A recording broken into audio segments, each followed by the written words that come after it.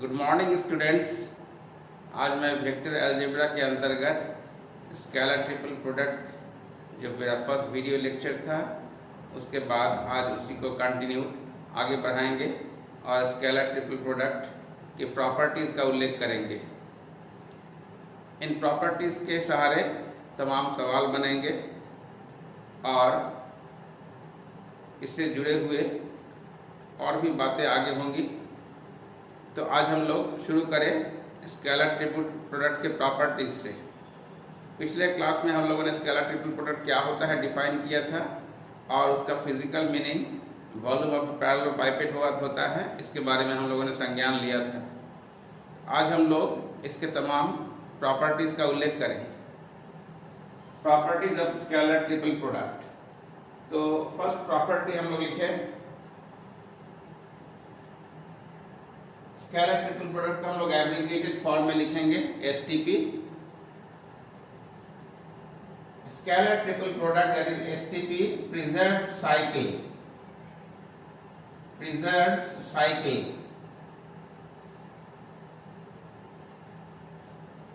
Cycle का मतलब जो हम लोग साइक्लिक फैक्टर्स कभी पढ़ते थे स्कूल लेवल पर, साइकिल की चर्चा करते थे चक्र की। ये ए बी, बी सी और सी ए। इसको अगर हम लोग एंटी क्लॉकवाइज चलते हैं तो ए बी सी, फिर बी सी ए, फिर सी ए बी, ये तीनों के मान एसटीपी में समान होंगे। A B C is equal to B C A is equal to C A B.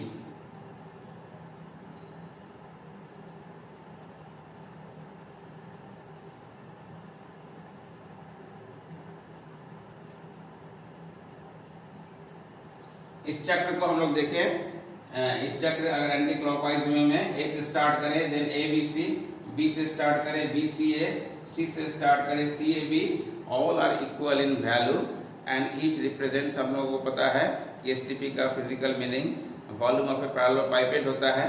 तो ये साइकिल को प्रिजर्व करता है। प्रत्येक का volume that is volume is length into breadth into height. तो किसी भी इसको क्रम में इंटरचेंज करें, एल एच बी या बी एच एल, सब अगर क्वांटिटी अगर फिक्स है, सेम है, तो वॉल्यूम भी फिक्स होगा, सेम होगा। That does not matter the order. However due to introduction of the cross product side scheme matters. यहाँ पर हम लोग देखेंगे कि प्रत्येक वॉल्यूम को रेफर करता है, लेकिन क्रॉस प्रोडक्ट एंटी कम्यूटेटिव होने के चलते आप जानते हैं कि A cross B is negative of B cross A. This property is called anti commutative property. तो इसी तरह से हाउएवर यहां पर हम लिखेंगे हाउएवर ए बी सी इस साइकिल को तो प्रिजर्व करता है सर्वदा, इसको हमेशा ध्यान देना पड़ेगा।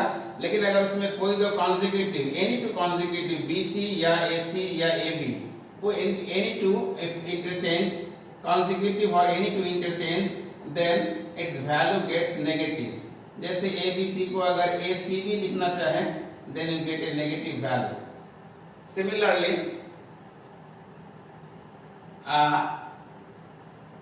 ए बी सी इसको अगर हम लोग लिखना चाहें minus B A C, because A cross B is negative B cross A, जैसा हम लोगों ने यहाँ लिखा है उसी का पालन यहाँ पर किया है। Remember in magnitude they are same, length into breadth into height, that is volume. यहाँ भी length into breadth into height. So long the sides and edges are equal and the volume remains the same. इसके volume magnitude में same होंगे। Direction की जहां तक बात है ये ऑपोजिट होगा, ये क्रॉस प्रोडक्ट के बजाय चलते। तो अगर हम लोग फिजिकली समझें कि एक वॉल्यूम अगर पॉजिटिव डायरेक्शन में है तो दूसरा वॉल्यूम नेगेटिव डायरेक्शन में होगा, इसका फर्क होगा। Direction is just gets changed. अगर ये पॉजिटिव डायरेक्शन है तो इसको हम लोग नेगेटिव डायरेक्शन कहेंगे, बट द मैग्नीट्यूड और the volume remains the same. Second property हम लोग लिखें कि in a STP dots and cross interchange, dot and cross may interchange या interchange, that is for example A dot B cross C is equal to A cross B dot C.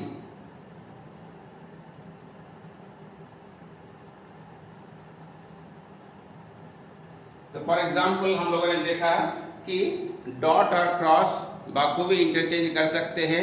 यहाँ शुरू में dot था, ए B सी continuation में है, ए B सी में है, बीच में पहले डॉट था, उसके बाद क्रॉस था। यहाँ आपने क्रॉस पहले रखा, बाद में डॉट को रखा। ये अलाउ करता है एसटीपी। कैसे अलाउ करता है इसको हम तुरंत वेरीफाई कर लें। फॉर एग्जाम्पल वेरिफिकेशन हम लोग कर सकते हैं।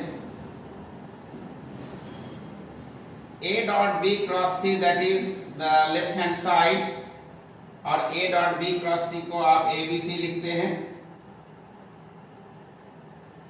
This is the symbol for writing this STP. A dot B cross C means it is ABC bracketed, but ABC bracketed by property 1 equals to CAB. एक preserved cycle अभी हम लोग देखा, तो ABC को हम लोग CAB लिख सकते हैं। It is CAB in continuity. लेकिन स्टूडेंट्स CAB का मतलब क्या हुआ? That is C dot A cross B. CAB का मतलब C dot A cross B. फिर इसको कम्यूटेटिव लॉ के आधार पर इसको हम लोग A dot B is equal to B dot A होता है, because dot product is commutative. Since A dot B is equal to B dot A, dot product is commutative. Therefore, A dot B cross C is A cross B dot C. These two sides are now equal. It implies they are proved. तो आपने verify कर लिया कि dot product और cross product का जब amalgamation इस तरह का हो, then dot and cross interchange, dot and cross interchange. This was the second property. Property number 3 हम लोग देखेंगे कि if any two of the three vectors are either identical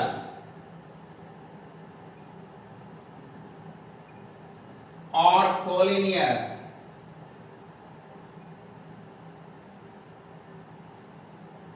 collinear का मतलब स्टूडेंट्स पैरेलल वेक्टर्स। तो कोलिनियर को हम लोग दैट इज पैरेलल भी लिखेंगे। देन देयर एसटीपी वैनिश,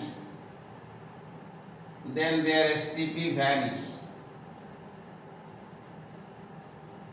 एक बहुत महत्वपूर्ण प्रॉपर्टी है, बल्कि सारे प्रॉपर्टीज बहुत इंपॉर्टेंट है और इसके एप्लीकेशन बहुत दूरगामी है और हमेशा इस्तेमाल होते हैं सवालों के क्रम में। इन चीज़ों का हम लोग हमेशा ख्याल रखेंगे। इसमें ये प्रॉपर्टी कह रहा है कि अगर तीन vectors in question A B C, अगर तीन वेक्टर हैं, इसमें कोई भी दो वेक्टर अगर आइडेंटिकल हो जाए, सेम हो जाए, या फिर दे आर कोलिनियर, दोनों पैरेलल वेक्टर हो जाए, तब इसका रिजल्टेंट एसटीपी का रिजल्टेंट 0 हो जाएगा, अर्थात उसका एसटीपी वैनिश कर जाएगा, 0 हो जाएगा। इसको हम लोग पुष्टि कर लें। आप जानते हैं कि अगर दो वेक्टर पैरेलल है, ए और बी, दोनों में किस प्रकार का संबंध होता है जानते हैं। अगर दो वेक्टर पैरेलल है, इसको हम लोग कोलिनियर भी कहते हैं। कोलिनियर इसलिए कहते हैं कि इस वेक्टर को, फ्री वेक्टर को आप इस पर इंपोज करेंगे, बी वेक्टर को इस पर इंपोज कर सकते हैं, then B become sometimes A, दोनों एक दूसरे पर लाई करेगा। तो बी और ए खाली सिर्फ मैग्नीट्यूड से डिफर करेगा। तो दो पैरेलल वेक्टर हैं, अर्थात दोनों कोलिनियर वेक्टर हैं, उस अवस्था में बी समटाइम्स ए, बी सब स्केलर मल्टीपल ऑफ ए कहलाता है। इस अवस्था में भी एसटीपी 0 हो जाएगा। स्टूडेंट्स, हम लोग देखें क्यों ऐसा 0 होता है। Suppose for example A B C नहीं करके अपने ए बी बी कर दिया और कह रहे हैं इसका वैल्यू 0 हो जाएगा, बिकॉज तीन वेक्टर्स में दो वेक्टर्स आइडेंटिकल है। तीन वेक्टर में अगर कोई भी दो वेक्टर आइडेंटिकल हो जाए तो उसका रिजल्टेंट 0 हो जाएगा, उसका एसटीपी वैल्यू 0 हो जाएगा। व्हाई? आप इसको एक लाइन में देख सकते हैं, since A dot B cross B, इस सिंबल का मीनिंग हुआ A dot B cross B, that is A dot 0। ये क्रॉस प्रोडक्ट है तो इसको हम लोग जीरो वेक्टर भी कहते हैं, लेकिन जीरो वेक्टर का जो एसेंस है वो जीरो स्केलर ही होता है अल्टीमेटली, क्योंकि जीरो वेक्टर का बहुत बड़ा कोई सिग्निफिकेंस नहीं है, लेकिन मैथमेटिकली वो वायबल है। लेकिन A dot zero vector that is zero, because zero is scalar और zero vector whatever it is, its value is zero. और इस अवस्था में सिमिलरली अगर दो वेक्टर अगर कोलिनियर है अर्थात पैरेलल है, for example B lambda B and C, ये दो वेक्टर पैरेलल वेक्टर हैं और दो पैरेलल वेक्टर अगर हैं तो तब भी उसका एसटीपी 0 हो जाएगा। For example is equal to, इसको हम लोग प्रिजर्व साइकिल लिख सकते हैं, it is equal to C B lambda B. इसको साइक्लिक कर दिया, साइकिल में है ये A B C is equal to C A B होता है। इसको हम लोग अगर तोड़ने का प्रयास करें, it means B cross lambda B, and because B cross B is 0, lambda is constant, could be taken outside, तो ये सी डॉट 0 हो जाएगा, दैट इज 0। तो हम लोगों ने देखा कि इट इज वैल्यूइंग 0। अगर कोई भी दो वेक्टर पैरेलल हो जाए उसका एसटीपी 0 हो जाएगा। फिजिकल रूप में कैसे इसको हम लोग देखें, बिकॉज अगर दो वेक्टर आइडेंटिकल हो जाए A B and third vector is also B, suppose this is A and this is B and third vector is the same vector B, इसका मतलब जब दो वेक्टर ही नेट हैं हमारे पास आउट ऑफ 3 वेक्टर्स, एक vector जो कि दूसरे वेक्टर के बराबर है, इसका मतलब नेट हमारे पास दो ही वेक्टर है। अब दो वेक्टर आप स्टूडेंट जानते हैं कि दो वेक्टर से कोई स्पेस का निर्माण नहीं हो सकता है, दो वेक्टर से सिर्फ एक प्लेन का निर्माण हो सकता है। इसका मतलब दो वेक्टर एक स्पेस का फॉर्मेशन नहीं कर सकता है, स्पेस के रूप में उसका वॉल्यूम 0 होगा। It has got length and breadth, it may have length, it would have length and breadth of course, but its altitude is 0 because only two sides are there, so it constitutes a plane. Volume is 0 ये दिखाई पड़ रहा है, तो physically भी इसका हम लोग मीनिंग समझ जाएंगे। तीन में अगर कोई दो वेक्टर अगर आइडेंटिकल है तो volume enclosed is 0, it's means it's STP is 0। तो ये हम लोगों ने सहजता से देख लिया। इसके बाद फोर्थ प्रॉपर्टी हम लोग चलेंगे।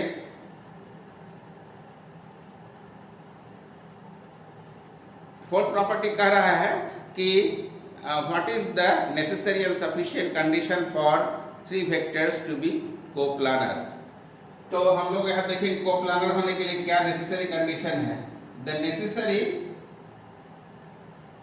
And sufficient condition, the necessary and sufficient condition for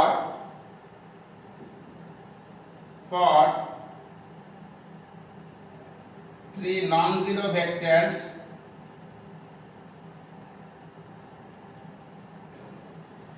to be coplanar is that their STP vanish।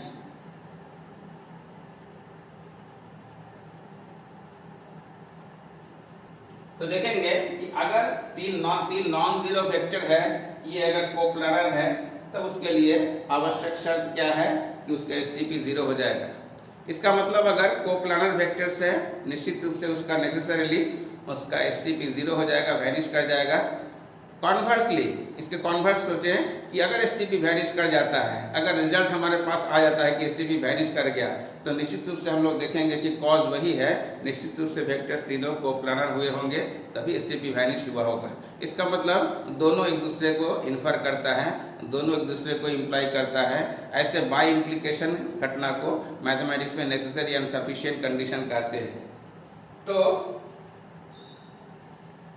हम लोग इसका प्रूफ कर सकते हैं या वेरिफिकेशन कर सकते हैं प्रूफ भी कभी कभी एग्जाम में आते हैं, इसको हम लोग लिख लेंगे proof. Necessary part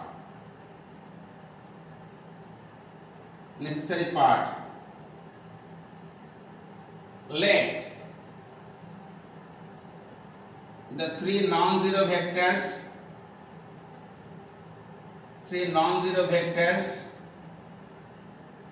A, B, C be coplanar।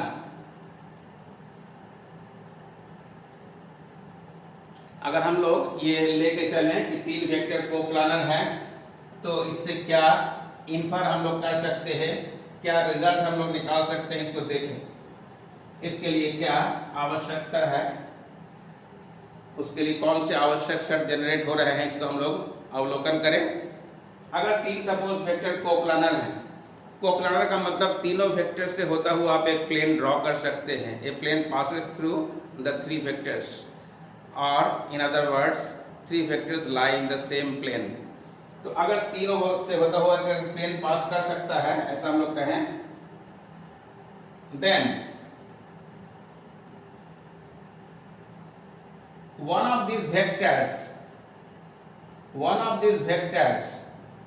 must be expressible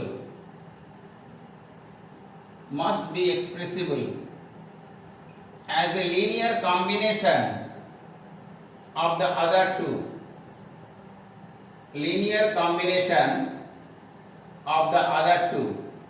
जिसको LC कहेंगे, of the remaining two।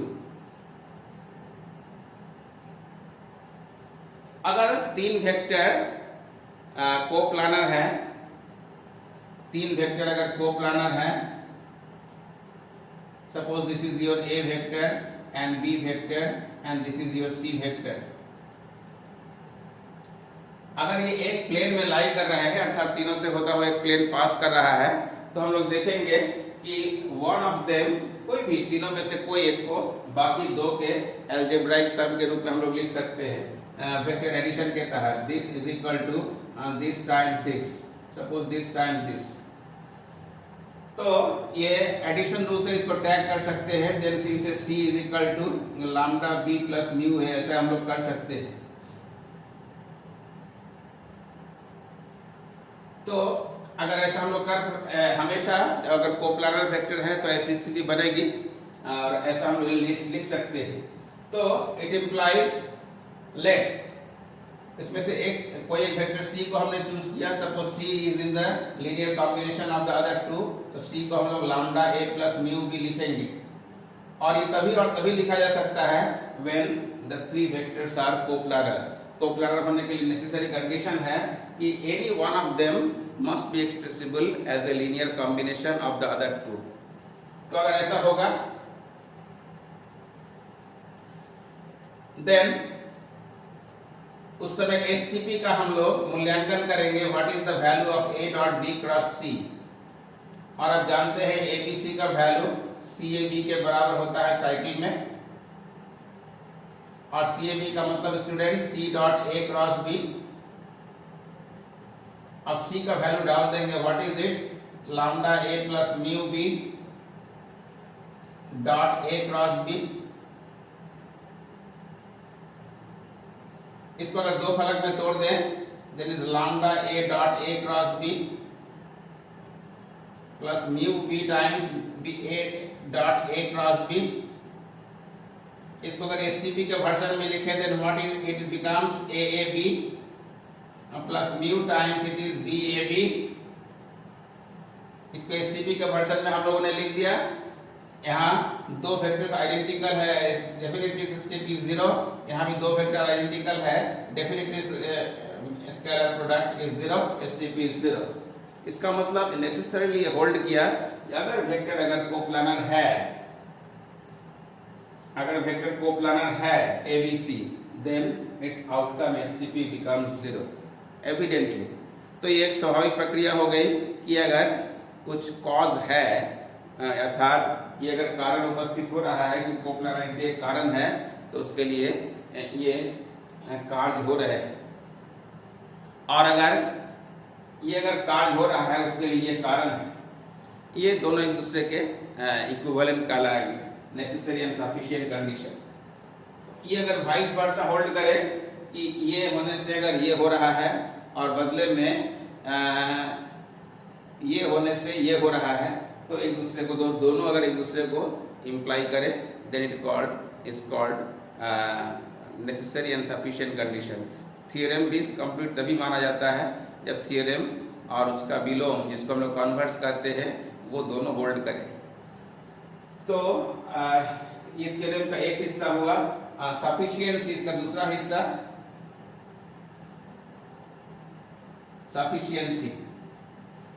Sufficiency का मतलब थियरम का विलोम, कॉन्वर्स पार्ट। कॉन्वर्स पार्ट में हम लोग देखेंगे अगर ये इफेक्ट दिखाई पड़ रहा है तो इसके लिए एकमात्र कॉज वही है कि निश्चित रूप से तीनों वेक्टर्स को प्लानर रहे होंगे। तो वही दिखेंगे suppose ABC is 0, it implies A dot B cross C is 0। Students, dot product 0 कब होता है? जब दो वेक्टर्स परपेंडिकुलर हो जाए। तो ये दो वेक्टर का डॉट प्रोडक्ट 0 है, इसका मतलब ये वेक्टर इस वेक्टर के परपेंडिकुलर है। इसका मतलब A is perpendicular to B cross C। अब हम लोग थोड़ा सा पिक्चराइज करने का प्रयास करेंगे। Suppose this is your vector B and this is your vector C। B और C का एक प्लेन भी होगा और B क्रॉस C कहाँ वर्क करेगा students? Remember B cross C works normal to the plane of B and C। B और C से जो निर्मित एक प्लेन हम लोग बना सकते हैं, उस प्लेन के परपेंडिकुलर B क्रॉस C का डायरेक्शन होगा, ये आपको विदित है। अब देखिए एक इसके परपेंडिकुलर है B क्रॉस C के, इसका मतलब A को हम लोगों को अगर इस प्लेन पे रखते हैं तभी और तभी सिर्फ A परपेंडिकुलर होता है B क्रॉस C के। क्या कह रहा है? A B क्रॉस C के परपेंडिकुलर है और B और C भी परपेंडिकुलर है B क्रॉस C के। तो अगर A भी B क्रॉस C के परपेंडिकुलर है, इसका मतलब A B C तीनों एक ही प्लेन में लाई कर रहे हैं, तीनों एक ही प्लेन के सदस्य हैं। इसका मतलब A lies in the plane of vector B and vector C। इसका मतलब A B C are co-planar। Hence the necessary and sufficient condition। तो ये प्रूव हो गया। तो हम लोग देख रहे हैं कि नेसेसरी कंडीशन और सफिशिएंट कंडीशन दोनों ही एक दूसरे के यहाँ पूरक है और दोनों एक दूसरे को इम्प्लाई कर रहे हैं, रेफर कर रहे हैं, तभी ये थियरम संपूर्ण पा रहा है। इसका मतलब कोप्लानर होंगे तो डेफिनेटली STP 0 होगा और STP 0 होने से कहेंगे कोप्लानर होगा। इसका अगर एंटीथेसिस ले, इसका मतलब अगर वेक्टर्स नॉन कोप्लानर है, इसका मतलब STP भी नॉन जीरो होगा और अगर STP नॉन जीरो होगा तो हम लोग कहेंगे वेक्टर्स आर नॉन कोप्लानर। वो भी दोनों एक दूसरे को इन्फर करेगा। तो इसका मतलब कोप्लानरिटी का सीधा संबंध STP से है। Value of STP for space vectors ABC।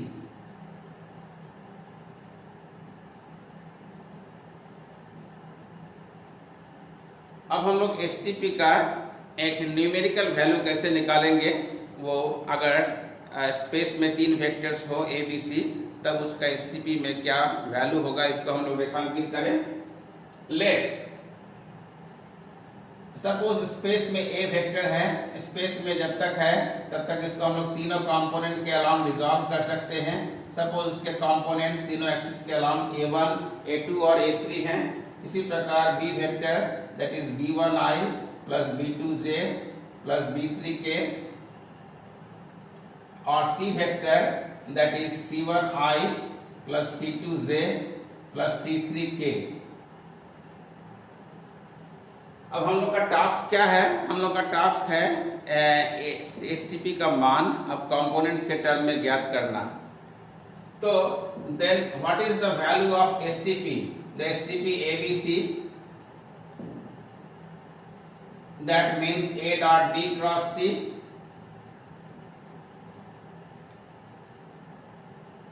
A का स्टूडेंट्स वैल्यू हम लोग लिख देंगे A1I plus A2J plus A3K dot what is B cross C students? आप रिकॉल करें, क्रॉस प्रोडक्ट का मतलब एक डिटरमिनेंट होता है जब इसके वेक्टर कंपोनेंट्स रिजॉल्व हैं। तो ये टॉप रो में I J K, उसके बाद B क्रॉस C का मतलब B के कंपोनेंट्स इन ऑर्डर आप लिख देंगे B1 B2 B3 और C के कंपोनेंट C1 C2 C3, ये B क्रॉस C का वैल्यू हुआ।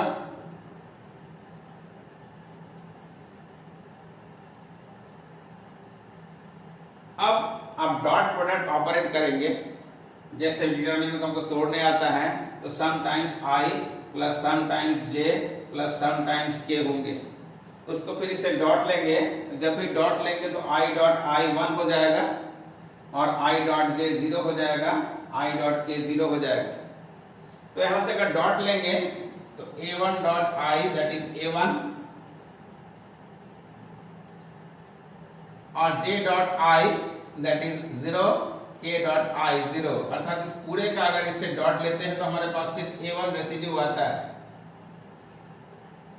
इसी तरह से इस पूरे का अगर J से डॉट लेते हैं तो A2 और J dot J that is A2 रहेगा और A3 K dot K A3 रहेगा और ये दोनों बॉडी है ये स्केलर की भांति अपने जगह पर सिचुएटेड रहेगा, क्योंकि वेक्टर से वेक्टर का डॉट होगा, ये तो स्केलर क्वांटिटीज है, ये अपने जगह पर मौजूद रहेंगे और डॉट प्रोडक्ट का आपने जैसे इस्तेमाल कर लिया, ये इसका रिप्लेसमेंट A1 से हो गया, इसका रिप्लेसमेंट A2 से हो गया, इसका रिप्लेसमेंट A3 से हो गया, बाकी कंपोनेंट 0 हो जाएंगे। इसका मतलब STP जो वॉल्यूम है इसका वैल्यू तीनों से जो निर्मित डिटरमिनेंट है इसके कंपोनेंट से A1 A2 A3 B1 B2 B3 और C1 C2 C3 तीनों वेक्टर से निर्मित जो डिटरमिनेंट है वही उसी का वैल्यू न्यूमेरिकल वैल्यू वॉल्यूम के बराबर है। STP का वैल्यू एक्चुअली वॉल्यूम है और वॉल्यूम का वैल्यू इससे निर्मित डिटरमिनेंट के बराबर है। ऑफ कोर्स न्यूमेरिक वैल्यू इसका मैग्नीट्यूड या mod value, because volume is a non negative quantity, is a scalar quantity. तो स्केलर क्वांटिटी इसको हम लोग वॉल्यूम को हम लोग इस तरह से डिटरमिनेंट के वर्षन में दिखाएंगे। तो अगर स्पेस वेक्टर से ABC जिसके कंपोनेंट्स इस तरह से हैं A1 A2 A3 B1 B2 B3 C1 C2 C3, तब जो वॉल्यूम का निर्माण होगा that is the volume that is ABC is given by the determinant value. तो ये बहुत सहज है, डिटरमिनेंट हमको तोड़ने आता है, हम सबों को तोड़ने आता है, इसका वैल्यू निकाल के इसका वॉल्यूम हम निकाल लेंगे। This was the fantastic property. Next property,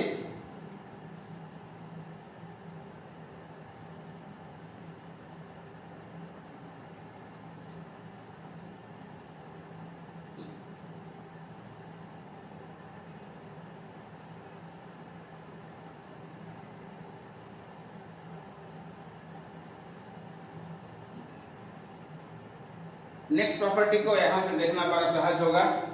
AI BJ CK is equal to ABC। इसका मतलब ये एक्चुअली एक क्यूबॉइड है और क्यूबॉइड का जो एजेस है ये ABC है, इसका वॉल्यूम हो जाएगा ABC। यहाँ पर हम लोग देखेंगे length into breadth into altitude, इसका वेरिफिकेशन कर लेंगे, that is AI dot BJ cross CK AI और यहाँ B और C स्केलर है, इसको आप आउटसाइड भी निकाल सकते हैं, बचा J cross K and J cross K ये स्केलर है A और B और C इसको आउटसाइड पोस्ट कर दें। J क्रॉस K इज क्या, that is I, J cross K is I, तो I dot I that is equal to 1 और बचा आपके पास ABC। तो actually the volume of the cuboid ये हो जाएगा। अगर इस तरह का फॉर्मेशन होगा तो हम लोग हमेशा याद रखेंगे इट इज ए क्यूबॉइड। और इसका वैल्यू ABC आप लिख देंगे। स्टूडेंट्स, इसी संदर्भ में अगर आपसे पूछा जाए कि what is the value of IJK, note IJK इसका पार्टिकुलर केस है is equal to JKI is equal to KIJ, ये साइक्लिक है, इसका वैल्यू 1 होता है। इसका मतलब it stands for unit cube, each one represents a unit cube, एक इकाई घन है।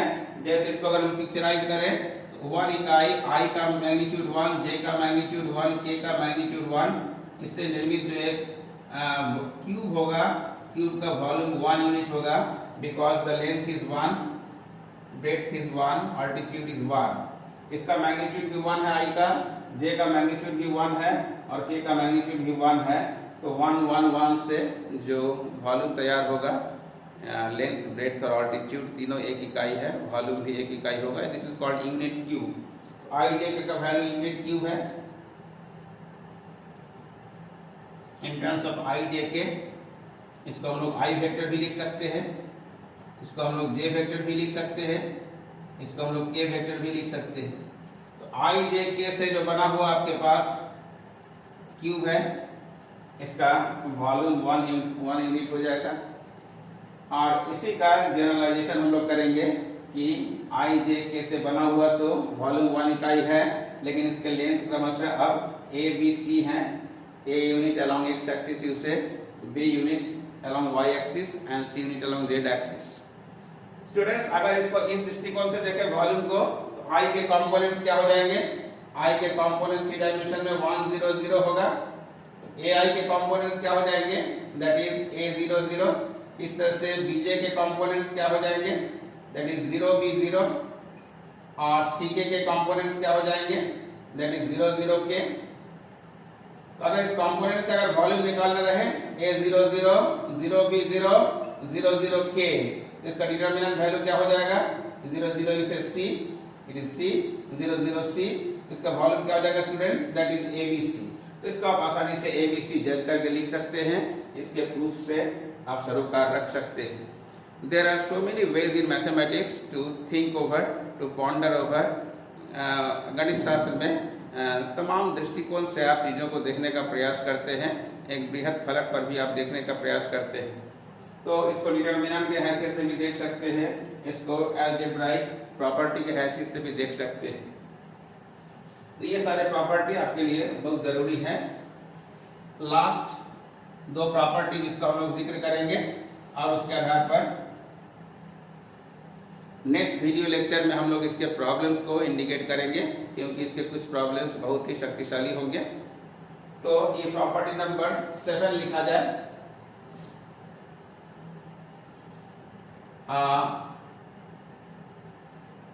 if A, B, C are coplanar or non-coplanar, then A plus B, B plus C, C plus A are also coplanar, या non coplanar. And secondly, the same situation holds good for the cross product as well. कि cross product के लिए भी are also coplanar और non coplanar.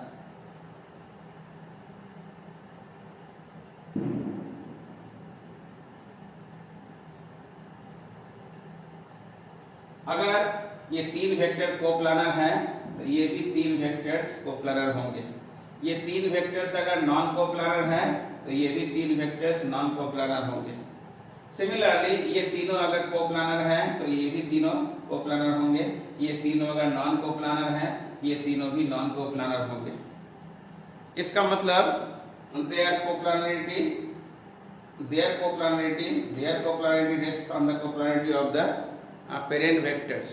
Parent vectors अगर coplanar हैं तो resulting vectors ये तीनों भी कोप्लानर होंगे, ये तीनों भी कोप्लानर होंगे। और अगर वो अदरवाइज अगर नॉन कोप्लानर हैं तो ये तीनों भी, ये दोनों भी आपस में नॉन कोप्लानर होंगे परस्पर। तो दोनों में इस तरह के संबंध हैं और ये प्रॉब्लम तमाम रूपों में पूछे जाते हैं और ये एग्जाम्स में भी काफ़ी आते हैं। तो नेक्स्ट वीडियो लेक्चर में इसको हम लोग जारी करेंगे, प्रूव भी करेंगे। Property number 8, 3 non-coplanar vectors, 3 non-coplanar vectors may be granted as या taken as।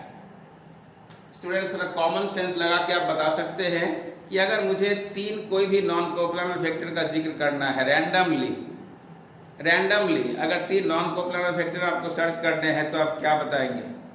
ABC अगर बताते हैं तो इसमें श्योर नहीं है कि ABC कोप्लानर होंगे या नॉन कोप्लानर होंगे। आप कोई भी 3 वेक्टर ऐसा बताएं जो नॉन कोप्लानर सिस्टम फॉर्म कर रहा हो। ए वेरी गुड चॉइस, आप बता सकते हैं आई जे के, लेकिन ट्रेडिशनल वेक्टर्स यूनिट वेक्टर्स हैं। उसके अतिरिक्त अगर आपको जनरल 3 वेक्टर बताने हैं जो नॉन कोप्लानर है, what is the solution, what is the remedy? आप देखेंगे कि ए बी कोई 2 वेक्टर लेंगे, 2 वेक्टर हमेशा कोप्लानर होता है, लेकिन 3 वेक्टर कोप्लानर हो भी सकते हैं, नहीं भी हो सकते हैं। तीसरा इसमें क्या डाला जाए अदर देन सी, क्योंकि सी डालेंगे तो फिर वो कोप्लानर हो भी सकते हैं, नहीं भी हो सकते हैं। लेकिन इसमें ए बी और एक थर्ड वेक्टर जो इसी का कॉम्पोजिशन है, दे आर क्रॉस प्रोडक्ट। हमेशा याद रखेंगे ये तीनों नॉन कोप्लानर वेक्टर हैं। जैसे इन पार्टिकुलर, इसका पार्टिकुलर केस हम लोग ले रहे हैं। ए के जगह सपोज आई वेक्टर रखते हैं, बी के जगह सपोज जे वेक्टर लेते हैं, और ए क्रॉस बी का मतलब I cross J, but I cross J is K, I cross J is के, इसका मतलब आई जे के, ये तीनों आप जानते हैं नॉन कोप्लानर वेक्टर है। ये अगर आई है, ये अगर जे है तो ये के का वेक्टर है। It is I, it is J, it is के। ये एक प्लेन में नहीं है, ये सब अलग अलग प्लेन में आप जानते हैं। I J K lies in different planes. I J coplanar है, आई जे कोप्लानर है, एक प्लेन में है, जे के कोप्लानर है, एक प्लेन में है, के आई एक कोप्लानर है, एक प्लेन में है। लेकिन आई जे के ये जो ट्राइड है, this is non coplanar system, this constitutes A non coplanar system. और उसी का जनरलाइजेशन इस रूप में देख रहे हैं। If you take A for I, B for J and A cross B for K, then as they are non coplanar, this system also reveals a non coplanar. क्योंकि ए और बी कोई भी वेक्टर है तो ए cross B दोनों के plane के perpendicular vector होगा। और अब ये एक प्लेन में है तो अब ए क्रॉस बी और बी एक प्लेन में नहीं रह पाएंगे, वो एक प्लेन को एस्केप कर जाएंगे, because it is the outward normal, it is the outward normal. तो आज हम लोगों ने देखा ये सारे प्रॉपर्टीज आपके लिए महत्वपूर्ण होंगे। तो इसी के साथ प्रॉपर्टीज का यहाँ पर अंत होता है। इन्हीं प्रॉपर्टीज के आधार पर नेक्स्ट क्लास में हम लोग अगले वीडियो लेक्चर में इसके कुछ प्रॉब्लम्स को सॉल्व करेंगे। Thank you for watching the video.